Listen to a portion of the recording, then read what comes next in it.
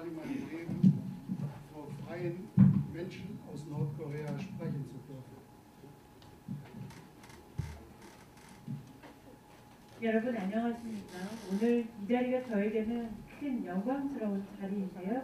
제 삶에서 처음으로 북한에서 자유를 찾아 오신 여러분들과 만난 그것입니다. Mein Thema ist heute einen kurzen Überblick über die Etappen der Opposition und des Widerstandes in der DDR gegen die kommunistische Diktatur Ihnen vor Augen zu führen. 오늘 제 발표 주제는요, 구동독에 독재에 항거했던 구동독에 있었던 제야 세력과 저항 세력에 대해서 몇 가지 시대적인 단계별 교차를 하고자 합니다.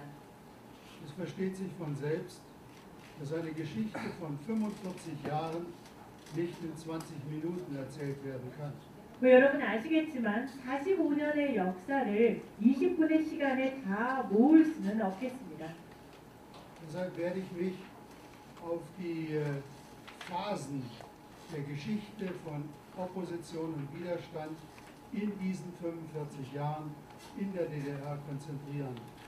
그래서 오늘 제 발표에서는요, 이 45년의 역사 속에 있었던 구동독에서의 제야 세력과 저항 세력이 단계적으로 어떤 발전 과정을 거쳤는가 여기에 집중해서 발표하고자 합니다. Zunächst will ich eine Frage beantworten: Was hat das Schicksal Koreas mit dem von Deutschland 45 gemeinsam? 제가 첫 번째 질문을 던지며 발표를 시작하고자 합니다. 한국의 이 분단의 운명은 독일의 45년 분단의 운명과 어떤 부분들이 닮아 있을까요? Beide Länder sind nach diesem Sieg der alliierten Anti-Hitler-Koalition von ausländischen Streitkräften besetzt worden, obwohl Korea ein vom japanischen Imperialismus befreites Land gewesen ist. Entschieden die Amerikaner und die Sowjets, dass das Land unter Kontrolle dieser beiden Siegermächte gebracht wird und der 38. Breitengrad wohl die Demarkationslinie war. 먼저 독일과 한국을 비교하기에 앞서서 한국의 상황을 한번 짚어보겠습니다. 사실상은 이 외국의 점령 하에서, 즉 당시 한국은 일본의 식민지 하에서 해방된 독립국가였지요. 그런데 미국과 소련 이 두 전승국은 한반도를 자신들의 그 군사 점령 하에 계속해서 두기로 결정하고 결론적으로는 38선이라는 분단선이 생겨나게 됩니다. Wer Nordkorea führen sollte, wurde ebenso wie im Fall Deutschlands im Kreml 1945 entschieden. Der sowjetische Oberst Major Kim Il-sung wurde zum politischen Führer des neuen nordkoreanischen Staates, sprich der kommunistischen Diktatur. In Deutschland wurde diese Funktion von Walter Ulbricht ausgeführt.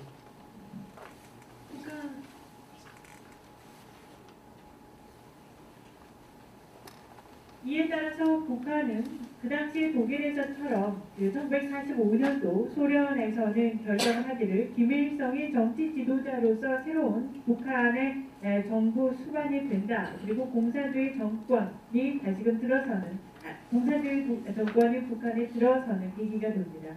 독일의 경우에는 이것이 울브리히트를 통해서 이루어졌습니다. Gemeinsam ist in dieser Geschichte uns beiden Völkern dieser fremdbestimmte Ausgangspunkt der Diktaturen der Kommunisten in Deutschland, im Osten des geteilten Landes und in Nordkorea, das angeblich nun ein souveränes Land war. Und der zweite gewaltige Unterschied: In Deutschland kam es nicht zu dem Krieg, der um die Vorherrschaft über Korea 1950 von den Kommunisten im Norden vom Zaun gebrochen wurde. dieser Krieg blieb Deutschland erspart. 이에 따라서 결국 당시의 동독과 그리고 북한에는 외부 세력에 의해서 독재적인 공산주의 정권이 수립되게 됩니다.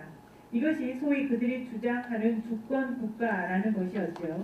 근데 한 가지 아주 큰 차이를 짚고 넘어가야 될 것 같습니다. 1950년 북한은 남한에 대해서 도발을 감행하고 한국 전쟁이 일어나게 되는데 독일의 경우에는 동족 상잔의 이런 한국 전쟁 같은 전쟁은 일어나지 않았습니다. Die erste Etappe von Widerstand und Opposition gegen die kommunistische Diktatur rechne ich ungefähr von 1945 bis 1953.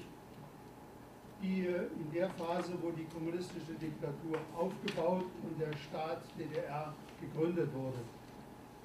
그 첫 번째 제가 제야 세력과 저항 세력에 대해서 말씀을 드렸는데요. 이들이 구동독에서 활동했던 그 첫 번째 단계를 말씀드리면 구동독 공산주의 독재에 항거한 이 제야 및 저항 세력은 1945년부터 1953년까지가 그 첫 번째 단계가 되겠습니다. 이때 당시에 동독의 정권이 수립되었고 우리가 동독 인민공화국이라고 하는 그 포머주디아이라고 하는 정권이 동독에 수립되게 됩니다. In dieser Phase, als die vier Siegermächte noch den Deutschen die Einheit des Landes versprachen und verhandelten, ging es vor allem darum, gegen die Umwandlung des östlichen Deutschlands in eine kommunistische Diktatur und in eine sozialistische Gesellschaft Widerstand zu leisten. Dies taten in der ersten Phase besonders heftig und auffällig die Studenten an den Universitäten, die sich gegen die ideologische Gleichschaltung der Wissenschaft wehrten. 이 단계를 말씀을 드리면은 4대 전수국은 이 시기에 이 첫 번째 단계라고 말씀드린 시기에 독일의 통일을 여전히 약속한 상태였고 또 이 독일 통일을 위한 협상들이 이루어지고 있는 시기였습니다. 당시 지하와 야당 세력에서 일어났던 활발한 움직임은 독일의 동부 지역, 즉 구동독의 지역에 공산주의, 사회주의 사회가 설립이 되는 것에 대해서 강력히 반대하는 그런 움직임들이 일어났던 시기이고요. 특히 대학 내에서 이루어지고 있던 이데올로기의 획일화에 반대하는 움직임들이 일어났습니다. Deutschland war ein besetztes Land und bis 1952 ungefähr hat die sowjetische Besatzungsmacht die Justiz, vor allen Dingen die politische Justiz, in den eigenen Händen gehabt und viele von den Verhafteten in diesen Jahren bis 1952 wurden von den deutschen Behörden an die Sowjets übergeben und es gab viele Todesurteile, die in der Regel in Moskau vollstreckt wurden und es gab viele Jahre Zuchthaus und auch Verschickung in die Lager der Sowjetunion. 1952년까지의 상황을 설명드리겠습니다. 독일은 특히 구동독은 점령지였고요. 여전히 소련의 점령하에서 사법부, 특히나 정치적인 사법부의 모든 권한을 자기 손아귀에 쥐고 움직이는 시기였습니다. 1952년까지 많은 소위 정치범이라고 판단받은 사람들이 소련으로 보내져서 모스크바에서 처형되거나 사형되거나 또는 많은 징역형을 선고받거나 강제노동 수용소로 보내졌습니다. Je heftiger die Stalinisierung der sowjetischen Besatzungszone erfolgte, je konsequenter sie erfolgte, umso mehr stiegen die Flüchtlingszahlen in den Westen. Noch waren die innerdeutschen Grenzen nicht befestigt und abgeriegelt. 당시 이제 구소련의 점령지, 즉 구동독 지역에서의 강력한 스탈린화가 이루어질수록 동독을 떠나는 탈출자의 수도 늘어나게 되었습니다. 아시겠지만 당시 구동독은 완벽하게 동독과 서독이 장벽으로서 나누어져 있는 상황은 아니었습니다. Die sowjetische Führung nahm nach dem Tod von Stalin 1953 die Flüchtlingszahlen aus der DDR zum Anlass, der SED eine Kurskorrektur zu befehlen, die darin bestand, dass bestimmte Maßnahmen gegen Handwerker, gegen Bauern, gegen freie Berufe und vor allen Dingen gegen die Kirchen zurückgenommen wurden. 1953년 스탈린이 서거하면서 구동독으로부터 탈출하는 이 수치를 줄이려는 구동독의 사회주의 통일당의 시도들이 일어나고 전체적으로 노선의 변경이 일어나게 됩니다. 이에 따라 수공업자라든지 또는 농부들이라든지 자유직에 종사하는 사람들, 이런 사람들에 대해서 탈출의 물결을 줄이려는 그런 전체적인 정책 수정이 일어납니다. Die herrschende Klasse in der DDR war nach Auskunft der Kommunisten die Arbeiterklasse. Für die Arbeiter wurde in dieser Phase des Umbruchs wurden die Arbeitsnormen erhöht, sprich es gab eine Lohnkürzung und darauf reagierten die Arbeiter in Ostberlin, aber auch in den mitteldeutschen Industriebezirken mit einem massenhaften Streik und Juni 1953. 그리고 그 동독에서의 지배 계급은 노동 계급이었습니다. 이 노동자 계급에 대해서 그런데 그 동독 정권은 노동 생산 책임량을 인상하는 조치를 단행하게 되는데요. 결론적으로는 노동 생산량의 인상은 임금의 삭감을 의미하는 것이었습니다. 그래서 동베를린과 독일의 산업 중심 지역을 중심으로 해서 대량의 노동자 파업이 일어나게 되고요. 이것이 1953년에 있었던 대량 민중 동기로 이어지게 됩니다. Sowjetische Panzer wurden eingesetzt, das Kriegsrecht verhängt und die Sowjetunion stellte vor aller Welt, vor allen Dingen vor den Deutschen klar, sie wird diesen vorgeschobenen Vorposten ihres Imperiums in Mitteleuropa nicht aufgeben.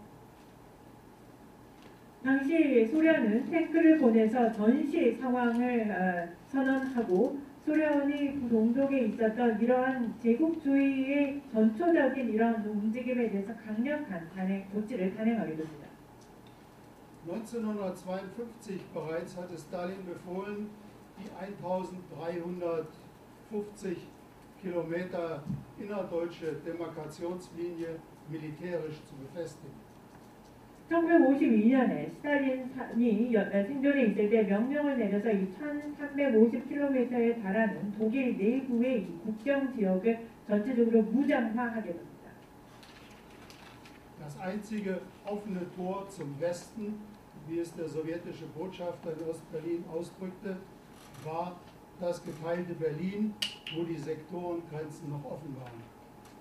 그때 당시에 그 구동베를린을 주재하고 있었던 대사의 말에 따르면 이 유일하게 그 서방을 통해서 열려 있었던 통로 출구는 베를린이었다라는 것이었습니다. Dieses Tor wurde am 13. August 1961 durch die Ihnen allen bekannte Mauer in Berlin geschlossen. 이 유일하게 서방을 통해 열려 있었던 베를린이라는 문은 1961년 8월 13일 여러분이 잘 아시는 베를린 장벽이 세워짐으로써 다시 봉쇄되게 이릅니다. Die Deutschen mussten also mit der Teilung leben und damit mit der kommunistischen Diktatur, die aus eigenen Kräften nicht zu überwinden war. 이에 따라서 독일은 결국 분단 상태로 살 수밖에 없었고 이 공산주의 독재에 대해서 자력으로 이것을 극복하는 것이 당시에는 불가능하였습니다. In dieser Zeit gab es eine Hoffnung, die viele westliche Experten aber auch sozialistische Politiker im Westen und Wissenschaftler umtrieb. Und das war die Hoffnung auf die Fortsetzung der in der Sowjetunion begonnenen Entstalinisierung und damit die Reform des Kommunismus aus sich selbst.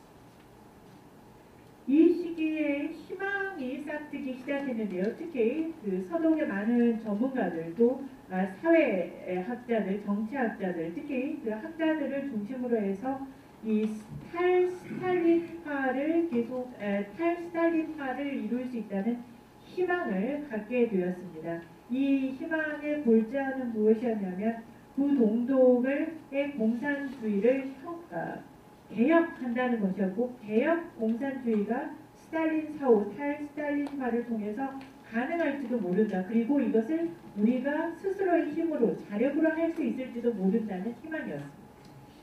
In der DDR trat ein Physiker auf und forderte die Wiedereinführung der Demokratie in den Sozialismus. Das war der Hochschullehrer Robert Havemann, der von den Nationalsozialisten 1943 zum Tode verurteilt wurde, wegen seines Widerstands gegen Hitler, aber durch glückliche Umstände überlebte. 그 동독에서 이 민주주의가 사회에 그 동독에 민주주의가 뿌리를 내려야 한다라고 주장했던 물리학자가 있었는데요. 바로 로버트 하베만입니다. 그는 1943년도에 히틀러에 대한 저항 때문에 사형을 선고받기도 했는데요. 그럼에도 불구하고 다행스럽게 생존할 수 있었던 인물입니다.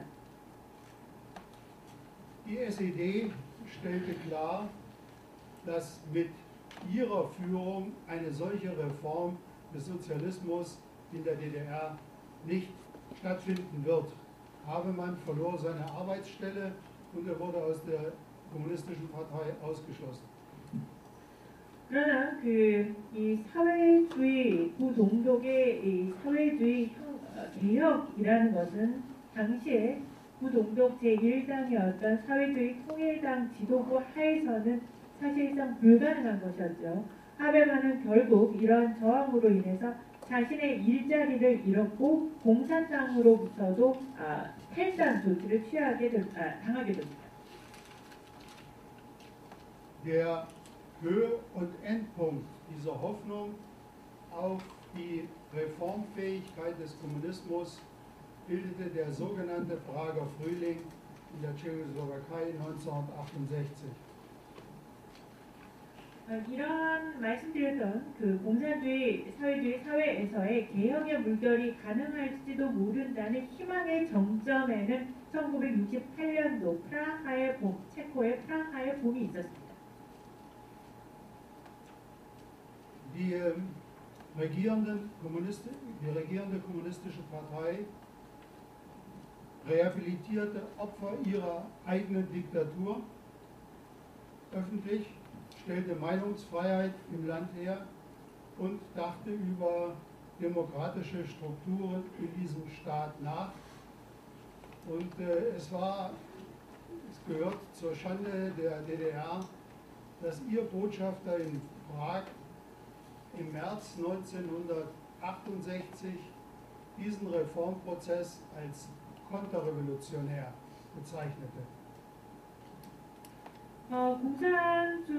공산당은 당시 기존에 있었던 희생자들의 명예 회복을 공개적으로 하고 또 의사의 자유, 의사 표현의 자유 등을 이야기하고 민주주의적인 구조가 들어서야 한다고 피력함으로써 다시금 본인들의 이런 전반적으로 질서를 재정립하기에 나섭니다. 그리고 1968년도 3월에 프라하에서 이 구동독의 대사로 있었던 그 프라하 주재 구동독 대사가 그때 당시의 혁명을 컨터 레볼루션, 그러니까 반혁명적이었던 것이었다라고 이야기했던 것은 구동독에서 이것은 치욕적인 것이었다라고 이야기할 정도였습니다. Ich vermute, das Wort dieses Grundsatz Todesurteil ist Ihnen aus Ihrer Heimat Nordkorea wohl bekannt. Und Sie wissen, dass Kommunisten bei diesem Wort beginnen, die Pistolen zu entsichern. 예, 그리고 여러분이 이 소위 우리가 사형 선고라는 말의 의미를 여러분들이 더 잘 알고 계시리라고 생각하고 또 여러분들의 고향인 북한에서 더욱더 잘 그것이 무엇을 의미하는지 알 것입니다. 이것은 군사력, 무력과 긴밀하게 관계가 되어 있는 것이죠. 공산주의 사회에서는요. Die sowjetische Führung, unterstützt von der SED-Führung in Berlin, entsicherte nicht nur die Pistolen, sondern sie schickten eine Armee von 500.000 Mann in die Tschechoslowakei, die dieses Experiment des Sozialismus mit menschlichem Antlitz liquidierten, um in ihrer Sprache zu reden. 예, 말씀드렸듯이 소련의 지도부는 베를린에 있는 사회주의 통일당 구동독 공산당에게 무력만 보내준 것이 아닙니다. 총기만 보내준 것이 아니고 50만 명에 달하는 진압 군대까지 보냄으로써 체포 진압에 나섭니다. 우리가 소위 인간적인 얼굴을 한 사회주의의 구성을 원했던 그들의 민주주의를 향한 실험은 이것을 통해서 그들의 표현 그대로 말하면 전체적으로 처형당하게 됩니다. Nach diesem Ereignis hatten die kritischen Geister in Ostmitteleuropa und in der Sowjetunion verstanden.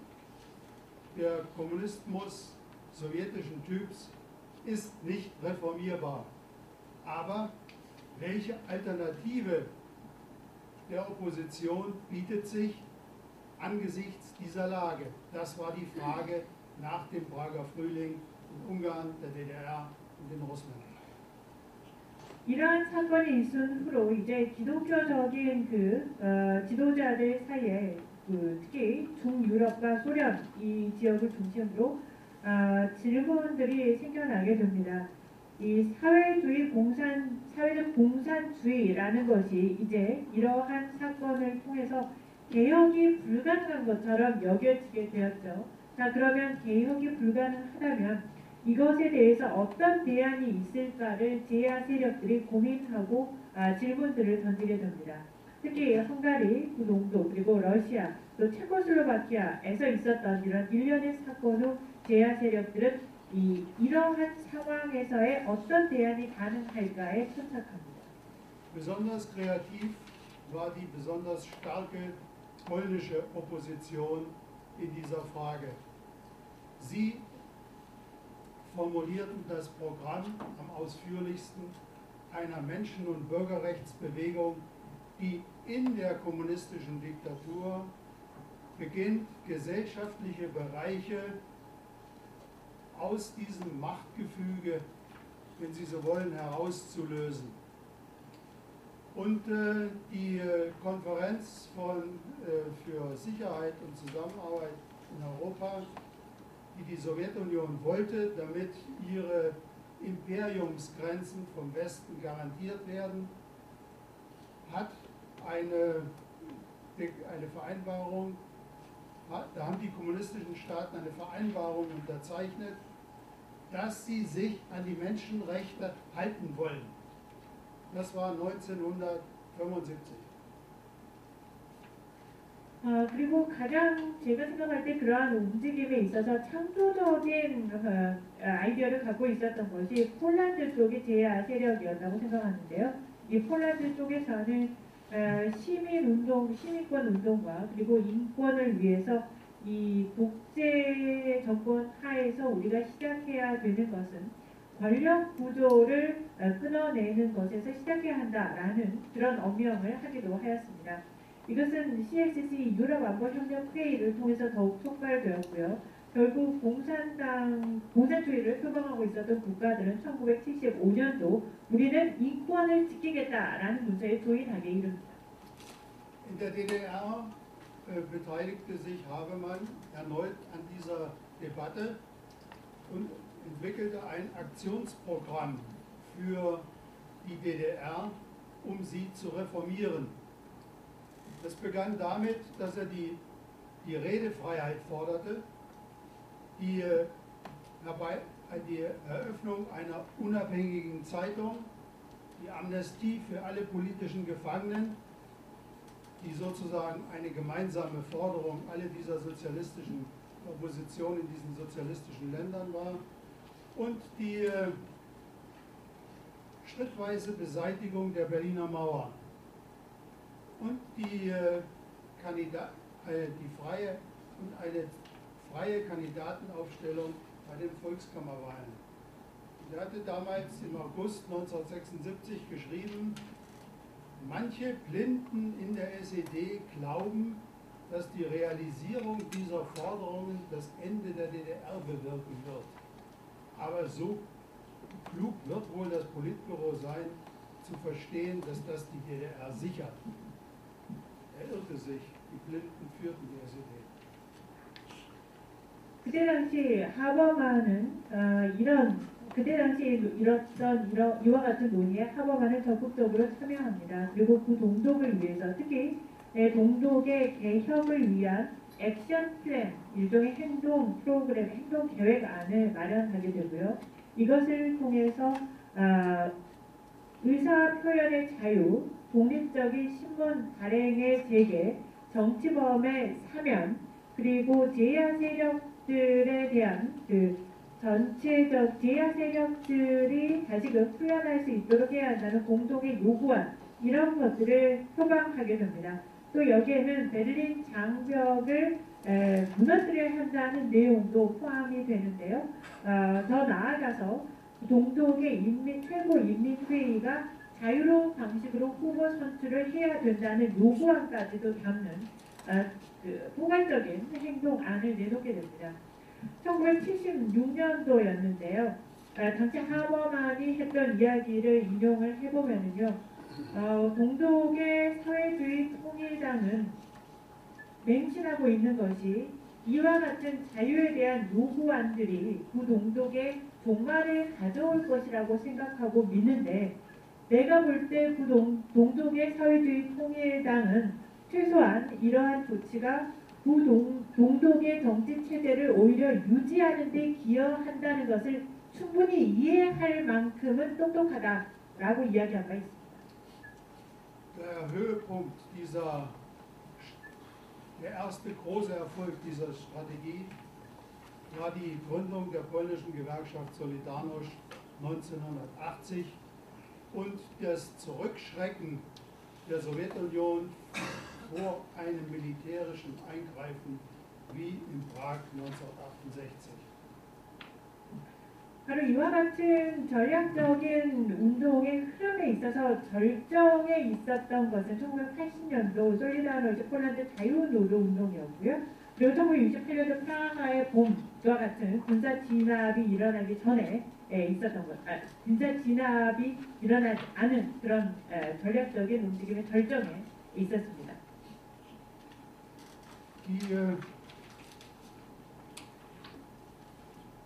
Entwicklung in der DDR verlief anders als in Polen, weil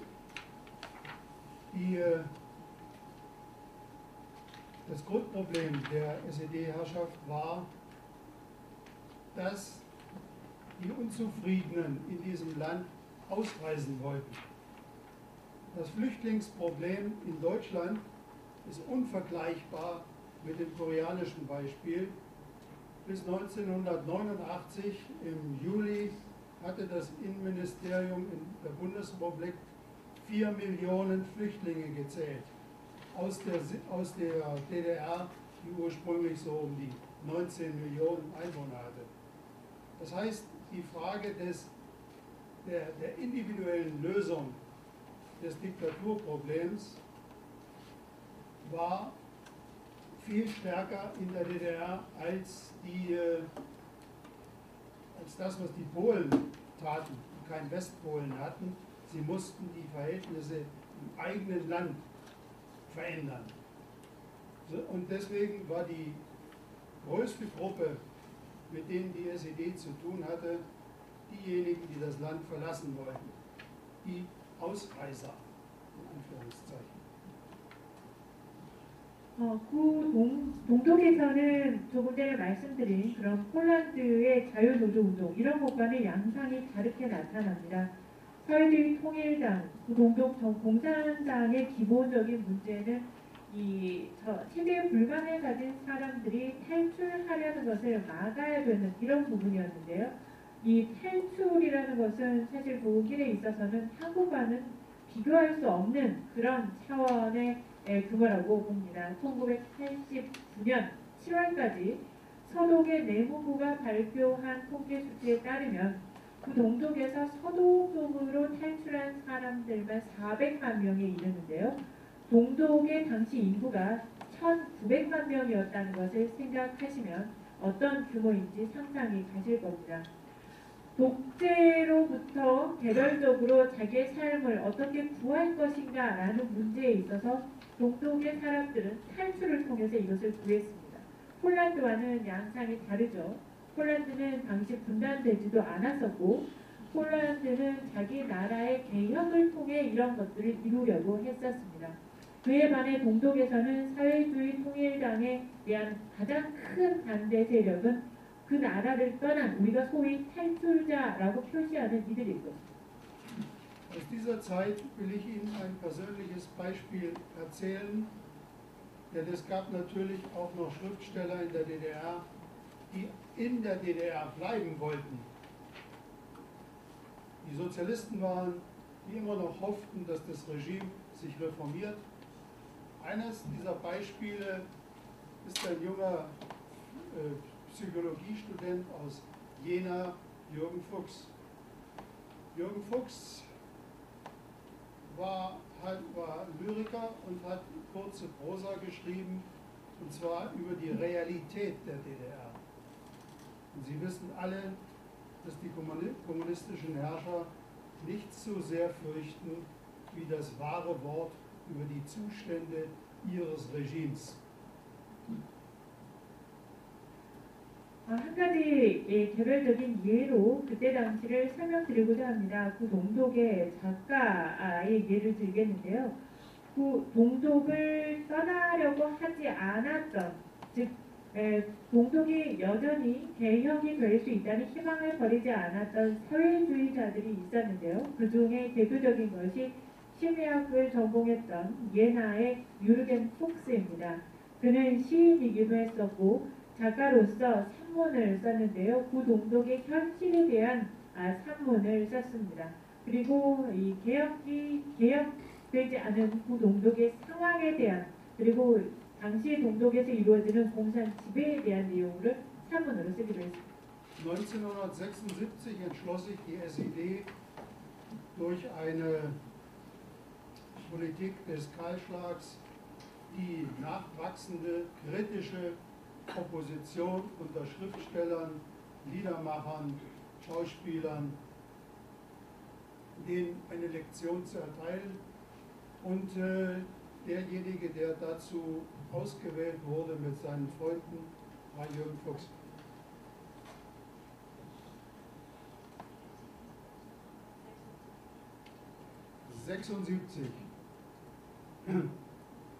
Versuchte die SED der jungen, nachwachsenden künstlerischen, schriftstellerischen Intelligenz eine Lehre zu erteilen, indem man exemplarisch Jürgen Fuchs, diesen jungen Dichter, verhaftete.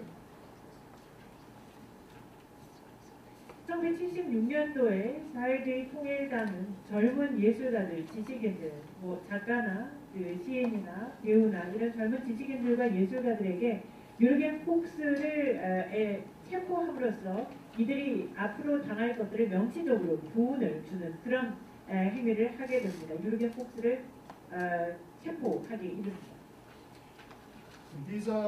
Nach seiner Verhaftung gehörte ich mit zu den Gründern eines Schutzkomitee Freiheit und Sozialismus, das sich das eine Kampagne zur Freilassung der Verhafteten von West-Berlin aus organisierte. 이를 기화로 해서 이제 서베를린을 중심으로 이와 같이 그 공동 정권에 의해서 체포된 지식인, 예술가들 이런 사람들에 대한 석방 운동이 일어나게 됩니다. Es gelang uns, viele namhafte Schriftsteller aus Deutschland, aber auch aus Westeuropa, bis hin zu dem Vertreter, einem Mitglied des Zentralkomitees der Kommunistischen Partei Italiens, zu Mitgliedern dieser Solidaritätskampagne zu machen. Und es gelang uns, diesen Fall so öffentlich zu machen, dass die DDR sich 1977 entschloss, die Verhafteten ohne Prozess in den Westen freizulassen. 당시에 이런 지식인들의 움직임 또 서도뿐만 아니라 이태리의 그 중앙공산당에서조차도 이와 같은 그 동독의 박해를 받은 그 사람들에 대해서 이들을 석방해야 한다는 연대감에 기초한 캠페인이 일어나게 되고 이 연대감에 근거한 캠페인의 그룹의 회원으로 같이 가담하게 됩니다. 이것이 성공적으로 이러한 문제를 공개적으로 공론화하는 데 성공하면서 동독은 1977년도에 이들 정치범들을 어떠한 소송도 없이 서방으로 보내겠다라는 결정을 하게 이르죠. Es ist also ganz wichtig, dass Sie in Ihrem Kampf die internationale Öffentlichkeit mit in Ihre Überlegungen einbeziehen. 그렇기 때문에 이와 같은 투쟁에서 중요한 것은 이를 공론화하고 국제사회의 동의를 구하는 것입니다. Ich möchte meinen kurzen Überblick über die Hauptstationen der Geschichte von Opposition und Widerstand in der DDR abschließen mit einer Bewertung der Bürger- und Menschenrechtsbewegung und ihrer Bedeutung. 이제 전체적으로 이 저항과 제야 세력의 역사에 대해서 간단하게 일별하였는데요. 이 시민권 그리고 인권에 대한 몇 가지 평가를 하면서 마무리 짓고자 합니다. Der Kampf um die Durchsetzung der Bürgerrechte auf freie Meinungsäußerung, auf Demonstrationsfreiheit führten zu einem ständigen Kleinkrieg, man könnte sagen Guerillakrieg mit der regierenden Kommunisten, die darauf achten mussten, dass sie durch Verhaftungen und Repression keine internationalen Skandale bekamen. 자, 그 말씀드린 이 시민권, 인권이라는 것은 의사 표현의 자유 그리고 시위를 할 수 있는 자유 이런 것들에 대한 요구와 이를 위한 투쟁이 되겠습니다. 이런 것들은 작은 전쟁들, 소위 게릴라전의 양상을 띠고 일어났는데요.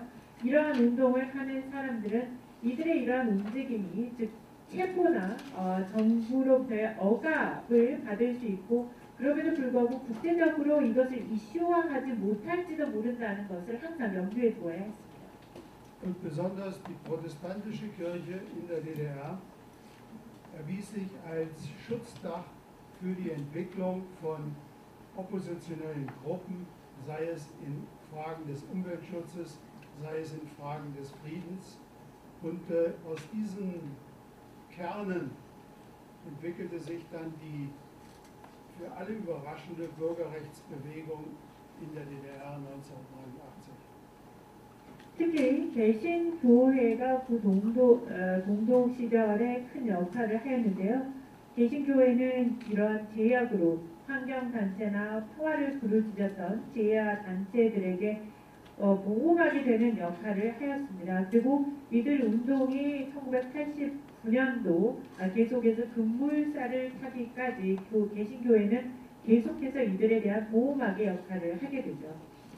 Wie weit die Fehleinschätzung dieser Bürgerbewegung in der Bundesrepublik noch 1989 gegangen ist, und zwar im Herbst 89.